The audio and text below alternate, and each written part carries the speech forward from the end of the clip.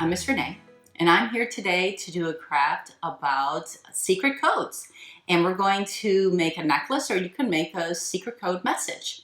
Have you ever heard what a binary code is? A binary code is something that has two symbols that represent information. So for example, have you heard of Morse code? Morse code uses long and short dashes to represent the letters of the alphabet. There's also Braille. Braille uses raised and unraised bumps, and that is used by people that have some eye issues. Now today we're going to talk about a binary code that uses zeros and ones, and that is used, and it's common, with computers. And they use it for sending and receiving and storing information. And we're going to use that to do our secret code necklace today. Now I'm going to show you what I did is with my name Renee, I used the capital letter R, which is 01010010. And what I did is I made it into colors. And there was white for the number 0, and black for the number 1. So it was white, black, white, black, white, white, black, white. And as you can see, what I did is for my letter R, I did blue. And I'm going to move it over here so you can see.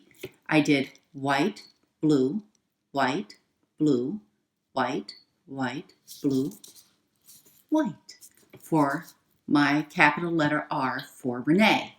Now Renee is spelled with R-E-N-E-E, and it's smaller letters. And that also has representations that you can see, and with the E is a different type of code. And so what I did is I did that code just like this one, which had white, blue, blue, white, white, blue, white, blue.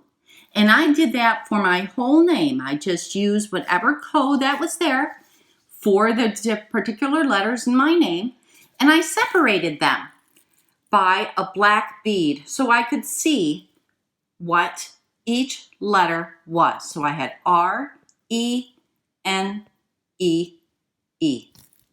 Now, I also did the same thing, but I didn't put a black bead. I just did all of the different letters. So it made it a little smaller and a little bit harder to try to figure out what the code is.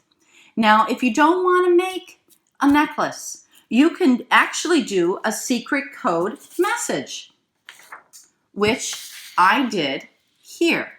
Now you can use numbers, which is represented, remember, by each of the letters in the binary code. Symbols, there's my capital letter R. I did hearts, but I did different colors for each thing that was represented for that particular letter. And then I did a sentence called read a book. And look what I did. This is read a book with all the letters represented in that phrase. And I did a different color. One, the blue was for 0, and the pink was for 1.